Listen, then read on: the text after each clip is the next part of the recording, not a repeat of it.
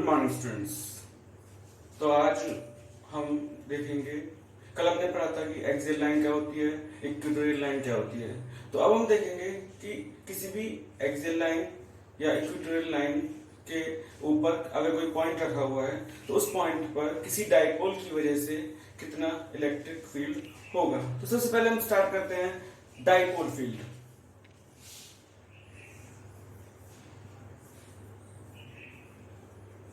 Dipole field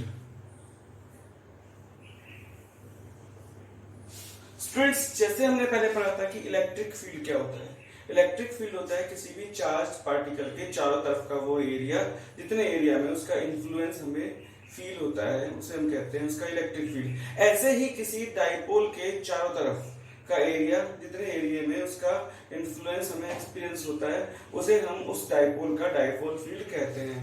means the space around a dipole in which its influence can be experienced is called its dipole field. तो हम अब किसी dipole की वजह से उसके एक्सियल लाइन पे और उसकी इक्वेटोरियल लाइन पर कितना इलेक्ट्रिक फील्ड होता है इसके लिए हम फॉर्मूला डिराइव करेंगे। सबसे पहले हम कर रहे हैं एक्सियल लाइन के लिए electric field at A point on the axial line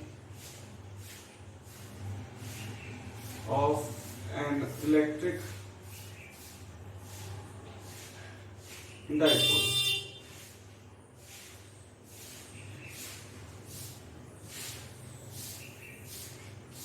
suppose हमारे पास ये एक डाइपोल है, ये माइनस चार्ज है यहां पर और ये प्लस चार्ज है यहां पर।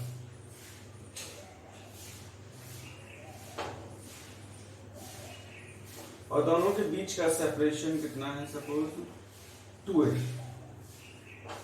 और ये पॉइंट ए है, ये पॉइंट बी है और ये एक पॉइंट पी है जहां पर हमें इस डाइपोल की वजह से इलेक्ट्रिक फील्ड निकालना है।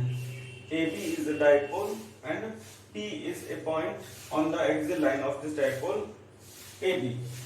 तो हम क्या करेंगे स्टूडेंट्स, यहाँ पर सबसे पहले हम देखेंगे कि जो पॉइंट ए है उस पर जो माइनस चार्ज रखा हुआ है उसका इलेक्ट्रिक फील्ड कितना होगा। फिर बी पॉइंट पे जो चार्ज प्लस क्यू रखा हुआ है उसका इलेक्ट्रिक फील्ड कितना होगा। और उसके बाद हम दोनों को वेक्टोरियली ऐड कर देंगे तो हमारा नेट इलेक्ट्रिक फील्ड निकल आएगा। तो पहले हम निकालेंगे ई ए। ई ए इक्वल टू कितना हो जाएगा, 1/4 pi epsilon naught Q upon R square होता है। R क्या है, जिस पॉइंट से हम निकाल रहे हैं इलेक्ट्रिक फील्ड और जिस पॉइंट पर निकाल रहे हैं वहां तक का हमें डिस्टेंस लेना है। सपोज ये पॉइंट C है जो कि इस डाइपोल का मिड पॉइंट है, तो यानी ये भी A हो जाएगा और ये भी A हो जाएगा। और C से यानी मिड पॉइंट से P तक का जो डिस्टेंस है वो हमने मान लिया कितना है R, यहां से और यहां तक। तो टोटल डिस्टेंस ए से पी तक का कितना हो जाएगा, ए पी का स्क्वायर। और देखो स्टूडेंट्स, आपको पता है कि अगर नेगेटिव चार्ज होता है तो नेगेटिव चार्ज का जो इलेक्ट्रिक फील्ड होता है उसकी डायरेक्शन किधर होती है, टुवर्ड्स द चार्ज। यानी जो इसका इलेक्ट्रिक फील्ड होगा यहां पर उसकी डायरेक्शन किधर होगी, इस तरफ होगी, ई ए। तो आगे लिख दो यहां पे आपका टुवर्ड्स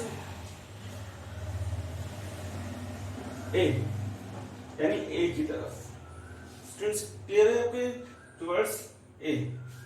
और अब हम निकालेंगे इस पॉइंट बी का इलेक्ट्रिक फील्ड पी पर, E B. E B is equal to हो जाएगा 1/4 pi epsilon naught Q upon B P का स्क्वायर। और देखो बी पर पॉजिटिव चार्ज रखा हुआ है, पॉजिटिव चार्ज का जो इलेक्ट्रिक फील्ड होता है वो अवे फ्रॉम द चार्ज होता है। तो ये हो जाएगा इस तरफ, ये आपका हो जाएगा ई बी।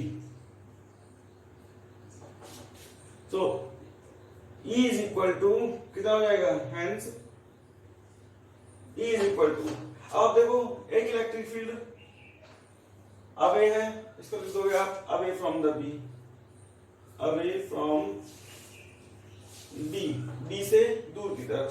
आप देखो एक अवे है एक टुवर्ड्स ए है, दोनों एक दूसरे के अपोजिट है, दोनों एक दूसरे के अपोजिट है। तो जब दो वेक्टर्स एक दूसरे के अपोजिट होते हैं तो नेट इलेक्ट्रिक फील्ड निकालने के लिए क्या करोगे, दोनों को माइनस कर दोगे। माइनस किस में से किसको करेगी, ज्यादा में से कम को माइनस करेगी। तो ये हो जाएगा आपका कितना 1/4 पाई एप्सिलॉन नॉट। आप मुझे बता सकते हैं कि बीपी की ये जो है आपका ईबी ज्यादा होगा या ईए ज्यादा होगा। स्टूडेंट्स आपको मालूम है कि जैसे जैसे डिस्टेंस बढ़ता है वैसे वैसे इलेक्ट्रिक फील्ड कम होता रहता है।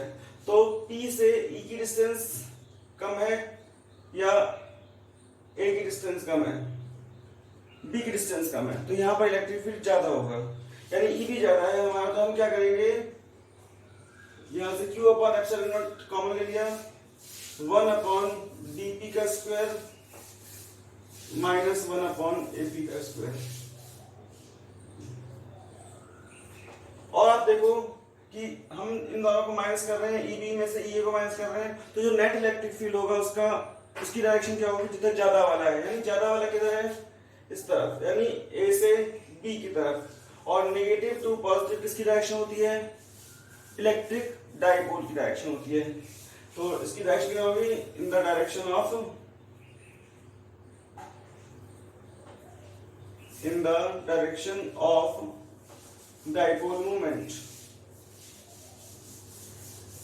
ये आपका जो होगा वो डाइपोल मोमेंट की डायरेक्शन में होगा। अब बीपी और एपी की वैल्यू यहाँ पुट करेंगे, Q/4 pi epsilon not 1/dp, यहाँ से और यहाँ तक की डिस्टेंस, ये डिस्टेंस कितनी होगी आप बता सकते हो।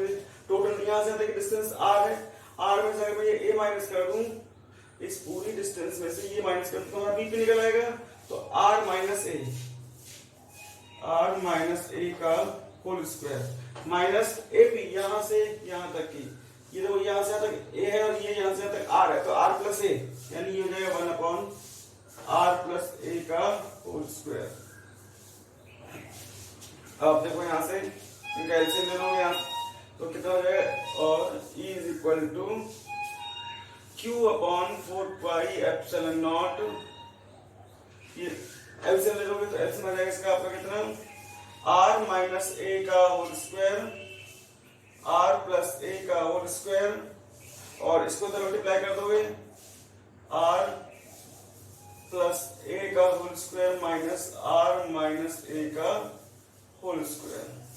तो कितना आ जाएगा हमारे पास है Q/4 पाई एप्सिलॉन नॉट। आप यहाँ देखो a माइनस बी का होल स्क्वायर और ये a प्लस बी का होल स्क्वायर, क्या होता है स्टूडेंट्स का फॉर्मूला, a माइनस बी का whole square into a plus B का whole square, a square minus B square का होल स्क्वायर। तो ये हो जाएगा हमारे पास r square minus a square का होल स्क्वायर। और ये इसको a square minus B square कितना है, a प्लस बी, यानी a प्लस बी, और दूसरे ब्रैकेट में क्या है, a minus B, a minus B,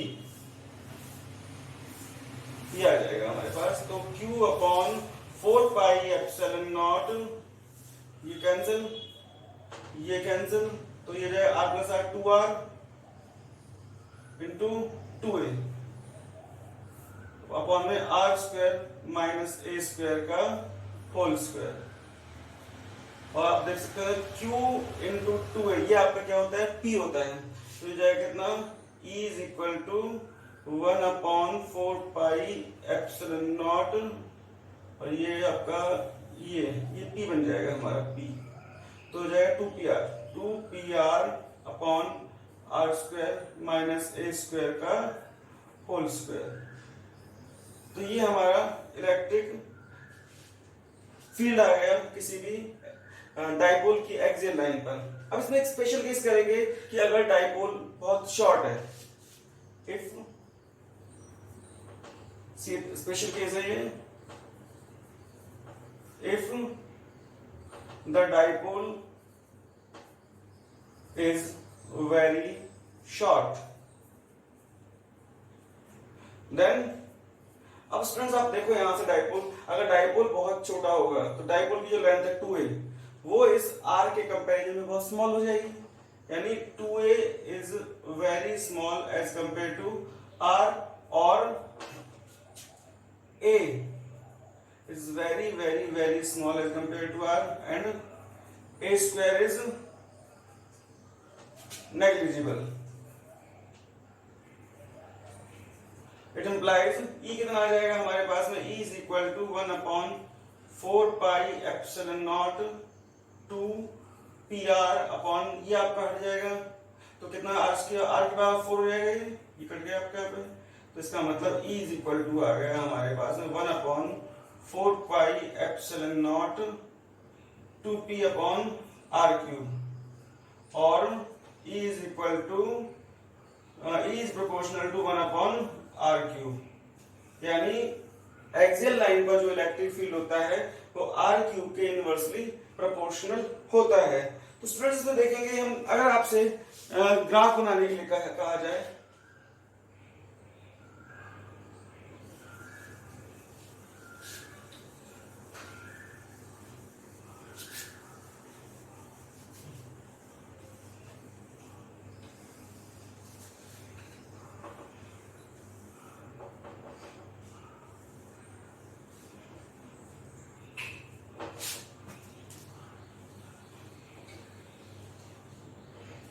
अगर आपसे E और R के बीच में ग्राफ बनाने के लिए कहा जाए तो आप कैसे बनाएंगे, इधर R इधर E, तो क्योंकि हमें पता है कि E जो है वो R क्यूब के इनवर्सली प्रोपोर्शनल है, तो किस तरह ग्राफ बनेगा आपका, ये इस तरह से बनेगा, E is inversely proportional to R cube. लेकिन अगर आपसे R क्यूब के साथ ग्राफ बनाने के लिए कहा जाए, एक्स एक्सिस पे आप R क्यूब ले लोगे, वाई एक्सिस पे E ले लोगे, तो R क्यूब टोटल अगर एक हम वेरिएबल ले लेते हैं पूरा, तो E जो है इसके इनवर्सली प्रोपोर्शनल है, तो ये आपका ऐसे ग्राफ आएगा, E is inversely proportional to R cube. और अगर आपसे 1/R क्यूब के साथ बनाने के लिए कहा जाए इस तरह से, तो आप यहां से देख सकते हो E जो है वो इस पूरे 1/R क्यूब के इनवर्सली डायरेक्टली प्रोपोर्शनल है, तो आपका ग्राफ जो आएगा इस तरह से आएगा। तो इस तरह से हम देख सकते हैं कि वेरिएबल पर डिपेंड करेगा कि हमें किस वेरिएबल के साथ इलेक्ट्रिक फील्ड का ग्राफ बनाना है। तो ये आपका था electric field on the axial line of an electric dipole. Next video में हम करेंगे इक्वेटोरियल लाइन के लिए। Thank you students.